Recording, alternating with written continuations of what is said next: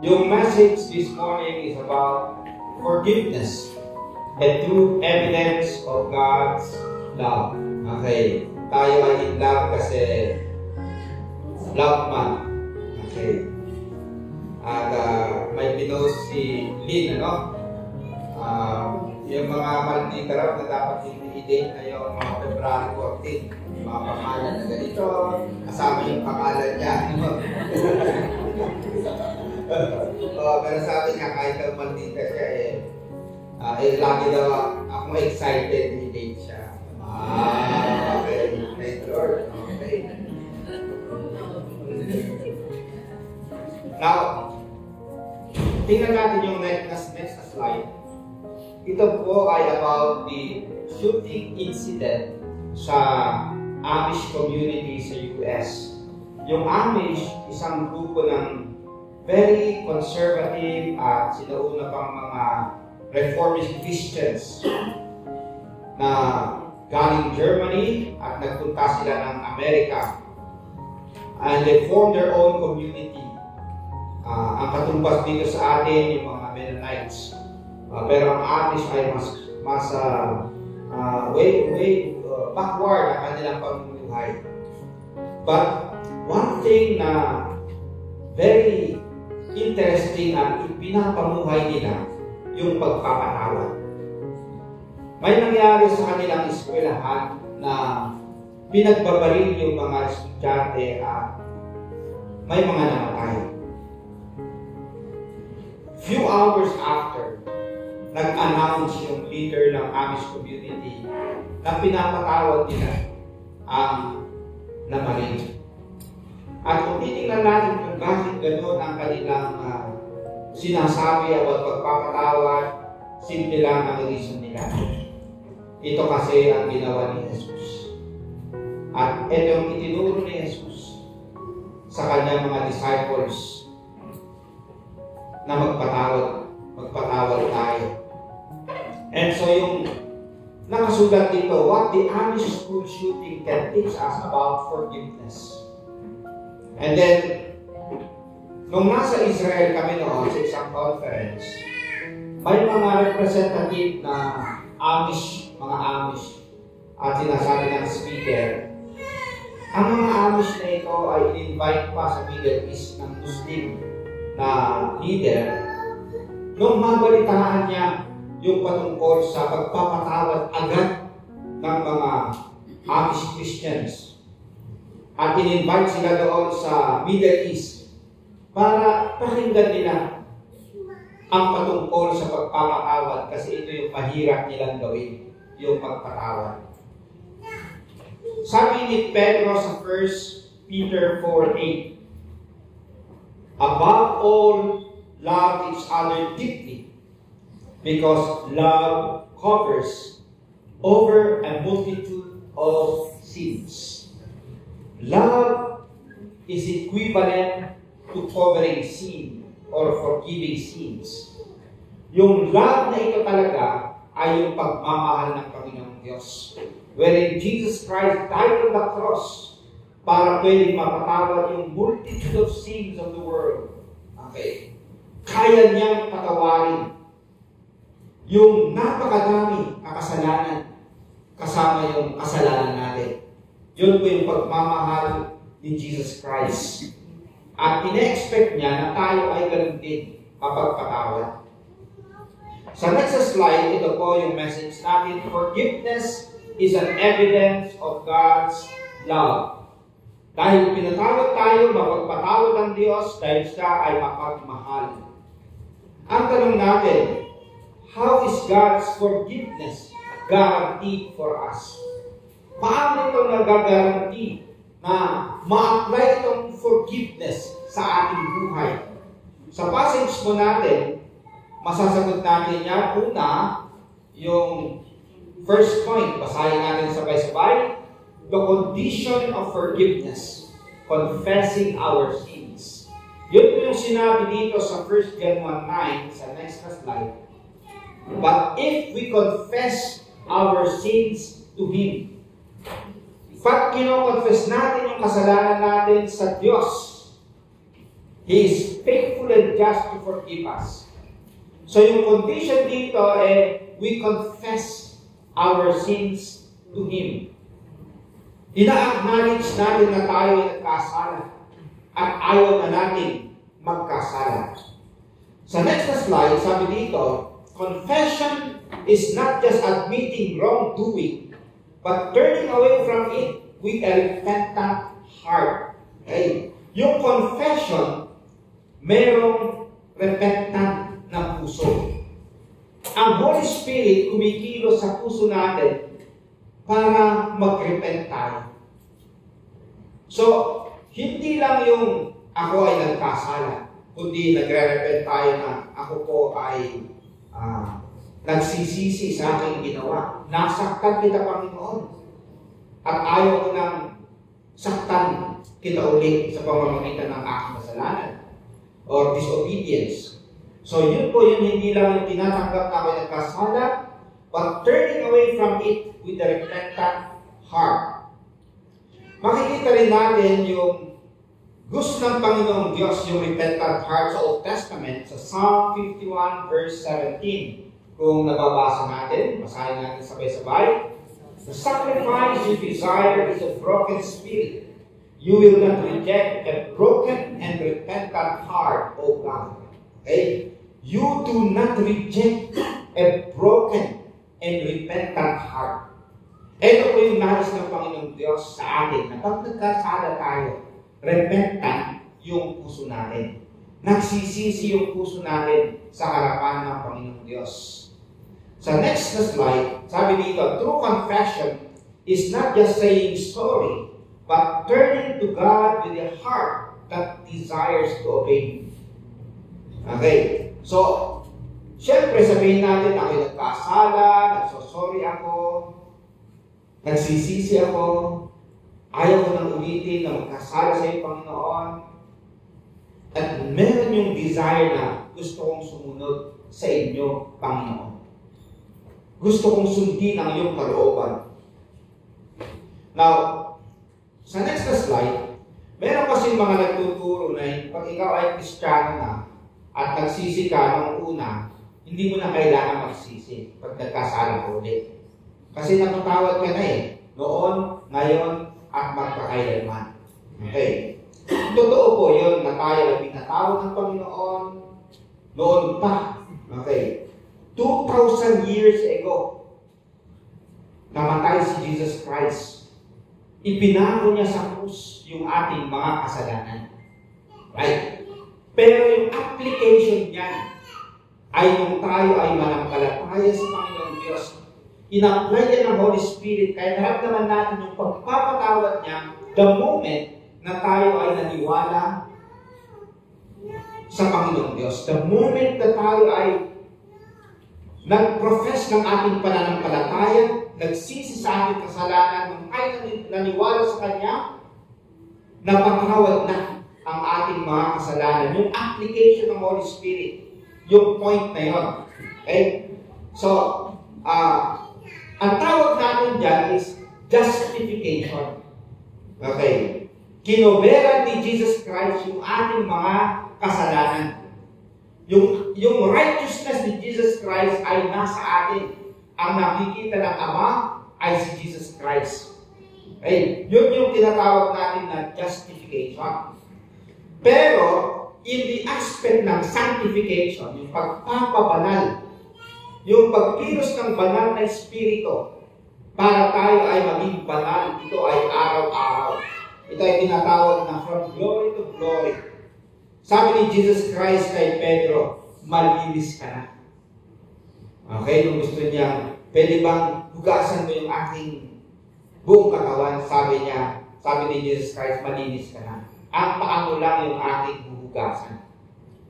Ang implication nung tayo ay nanampalataya, nilinis na tayo, kinobera na tayo ng Panginoon, ng dugo ni Jesus Christ. Si Jesus Christ na yung nakikita sa atin ng Ama. Pero yung katotohanan, tayo ay tumalakad sa mundong ito at nadudumihan yung ating mga paa. Okay? Nandito pa rin tayo sa makasalanang mundo. And so, nadudumihan tayo ng ating pagkakasala, minsan sa isip, sa salita, at sa gawa. Yung aspeto na yun, gustong baguhin tayo ng Panginoong Diyos, kaya nagsisisi pa rin tayo. Kasi napapabanal tayo ng Panginoong Diyos. Parang hugasan ng Panginoon yung ating paa. Kasi, oo, nahugasan na tayo, kung naniwala tayo ng umpisa pa lang. But in the aspect of sanctification, kailangan pa rin natin na kung nagkasala tayo, hihingi tayo ng tawad sa ating Panginoong Diyos. Ay, pangalawa mga kapatid, yung guarantee na tayo ay napapatawad or napatawad because of the character of God in forgiveness. He is faithful and just. Okay? Pwede tayong mapatawad kasi tapat ang Diyos. And just ang Panginoong Diyos. Minsan, hindi ka mapatawad ng ibang tao. Bakit? Hindi sila tapat. Hindi rin sila just. Pero ang Panginoong Diyos, tapat siya. At just siya. Sabi dito, but if we confess our sins to Him, He is faithful and just to forgive us our sins. Nakadepende sa Diyos yung ating kapatawaran. Siya ay tapat. Pag sinabi niyang patatawarin tayo, gagawin niya. Can you say amen to that? Amen. Tingnan po natin yung, okay, magkwento muna ako sa next na slide. Ito po ay matagal na, 2016. Pero dahil pinost ng asawa ko kahapon, nakita ko, parang ang gandang celebration ng Love Month, ano? Okay. Ang gusto kong kwento dito ay natutunan ko na kasama sa katapatan ko bilang isang asawa, patawarin, kalimutan kung ano bang pagkakasala, pagkakamali ng aking asawa. Okay. Noong mga unang experience ko, nakikipag-debate pa ako, nakikipag-argue ako, pero natutunan ko, hindi ako mananalo sa asawa ko. Bandang uli, ako ang may kasalanan. Okay, bandang uli nakita ko na iikot eh. Pag may sinabi ako, later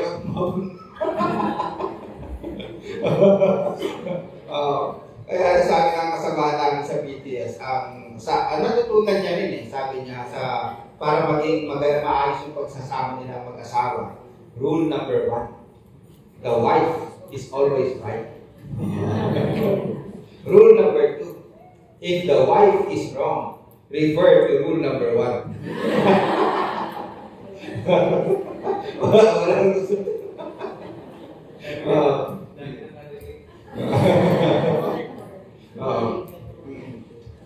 Kaya recently, ito yung natutunan ko na parang nagkakaroon kami ng misunderstanding, conflict, na kahit sabihin natin na siya yung medyo may pagkakamali.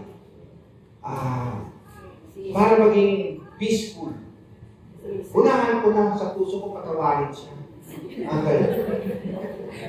Pagkatapos, pag meron siya sinabi na ako, nag-agreement na lang namin na hindi na ako kayo pag-argue. Ngiti-ngiti na lang ako. Ngiti-ngiti na lang. Kasi pag nakikipag-argue ako, banda ko bad mood na yan.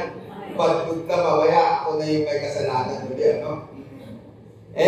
Ang natutunan ko sa pag-aasawa, happy wife, happy life. Okay. So, ito yung kasama sa growing ng pagmamahal sa ating asawa. Na kaya natin palampasin at patawarin. Kahit kilala na natin at asawa natin yan, pero much more, kasi nag-grow yung pagmamahal natin sa bawat isa. Ako bilang asawa ay dapat maging tapat sa aking asawa.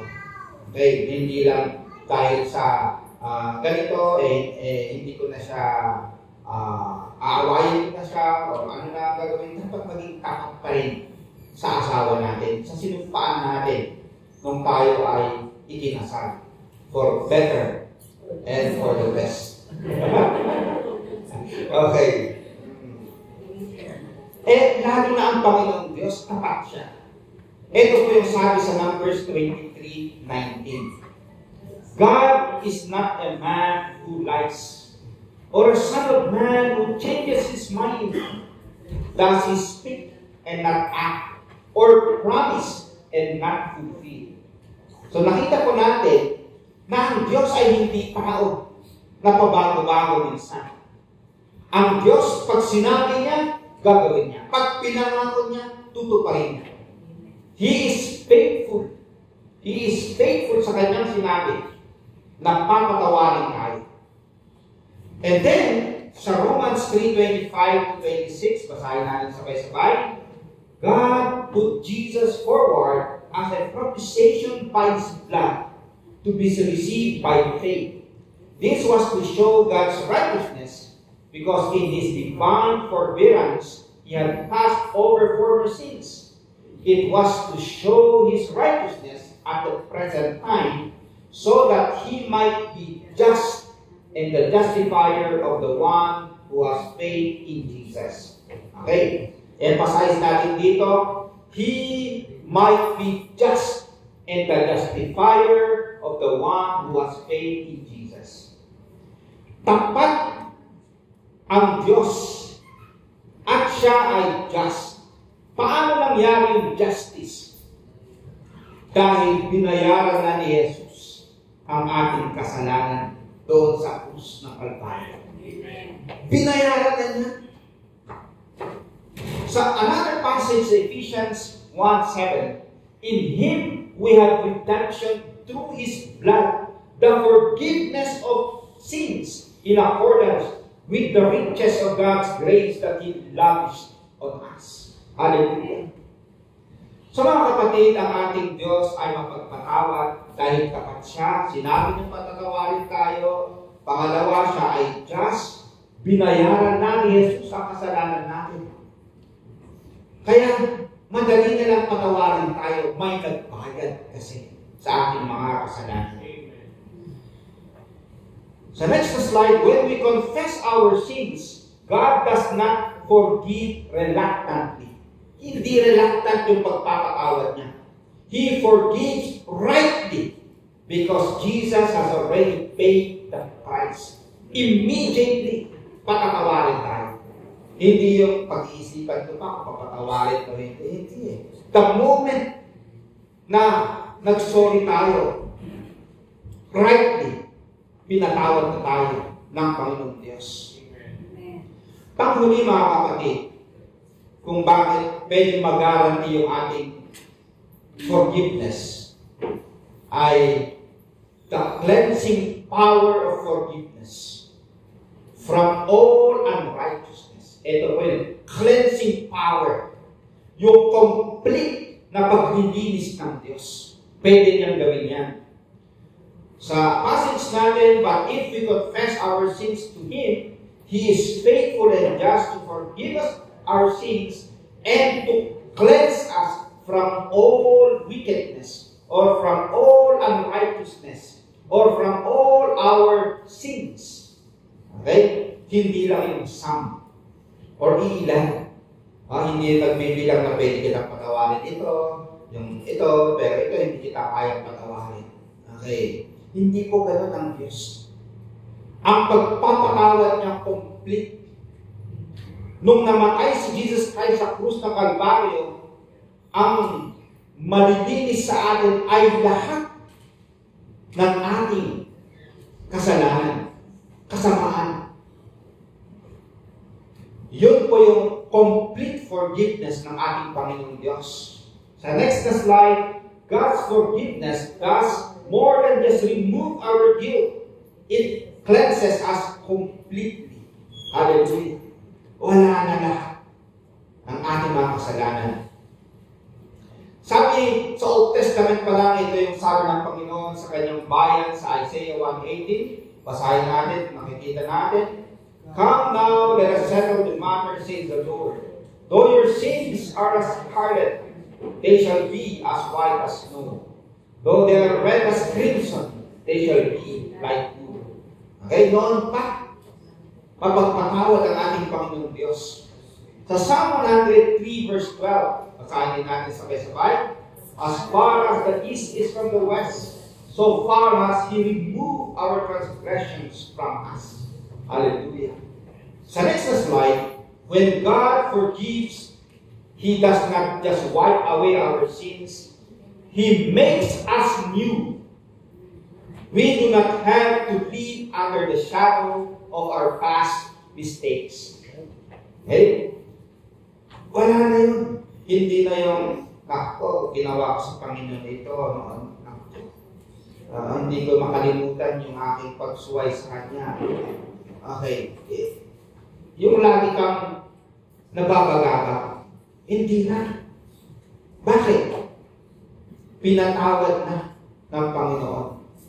So we do not have to live under the shadow of our past mistakes. Minsan kasi,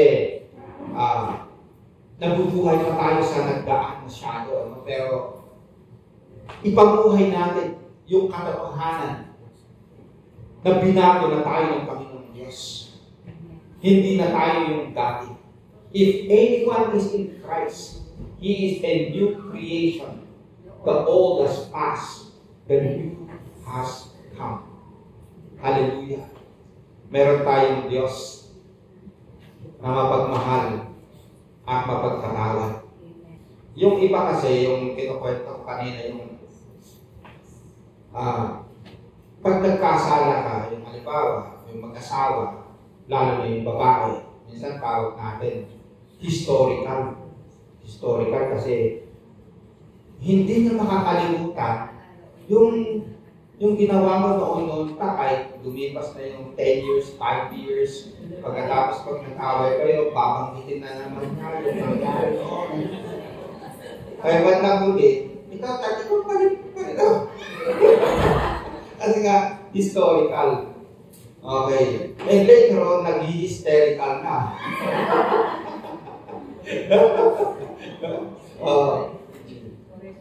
Pero ang Diyos natin ay hindi po siya historical. Kung ano yung nakalipas, pinatawad niya. At binabago niya tayo. We are becoming like Jesus Christ from glory to glory. Sure tayo sa ginagawa ng ating Panginoong Diyos. Yung next slide, sabi dito, the cross of Christ is proof that God's love is greater than our sin. Hallelujah. Dito sa next slide, meron akong napakinggan na isang Muslim scholar na babae na nagsusulat siya. Kino-compare niya yung Christianity and Islam religion. Dami niyang kino-compare. Sabi niya, gusto kong bandang huli ng aking libro, the last chapter. Doon ako sa may krus. Doon ako magsusulat. Kasi gusto kong tingnan yung krus na simbol ng pagmamahal at pagpapatawad. Na minsan wala sa Islam, sabi niya. Pero nasa Christianity. Isa siyang Islam. Isang Muslim na babae. Pero nakikita niya ang diferensya sa Islam religion and Christian religion. Ang big difference na nakita niya, yung meron tayong Jesus.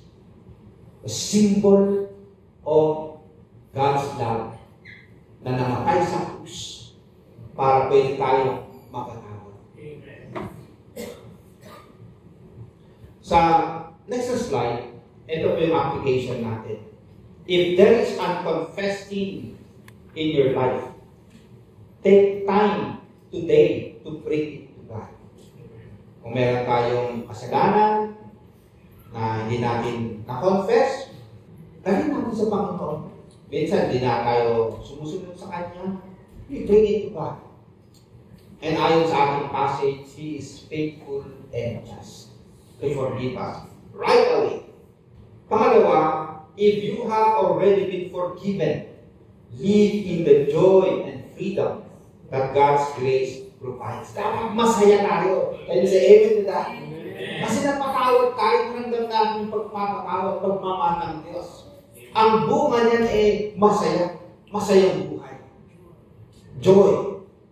And pangatlo, share the message of God's forgiveness with others who need to hear. May mga tao na kailangan nilang mapakinggan ang pagpapatawad ng Diyos. Minsan, makikita natin, nalungkot sila. Sad face, or ano man yung kanilang bitter yung kanilang buhay. Okay. Kailangan nilang mapakinggan ang mapagpalayang pagpapatawad ng Panginoong Diyos. They need to be freed. Kailangan nilang mapalaya. They need to experience yung pagpapatawad ng ating Panginoong Diyos. Yung dito sa next na slide, ito yung isang example na tinatawag na pardon paper sa Amerika. Bago bumaba si Biden, ang dami niya lang pinardon ng mga kasalanan. At nung pumasok naman si Trump, marami din siyang pinardon. Okay? Pinatawad.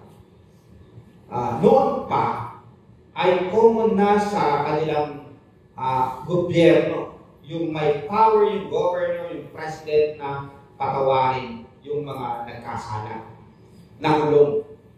So may isang letter na kailangan dalhin. Sa panahon ngayon, wala pang mga sasakyan, ang pwede lang yung kabayo. Pero kailangan dalhin ang pardon paper sa isang malayong lugar. Sabi ng governor, meron akong gustong patawarin na mga makasalanan. 3 silang makasalanan, pero pinapatawad ko sila. Kailangan may magdala ng papel na ito sa kanila. Pag natanggap ng warden, mapapatawad na sila. Nakatakda silang papatayin after 3 days. Pero gusto ko silang iligtas. Kasi yung time na yun, pinapatay nila. May mga pinapatay dahil sa kanilang mga kasalanan. Nagtawag yung gobernador kung sino yung magdadala ng papel na yun. Pagdating ng umaga hanggang tanghali, wala.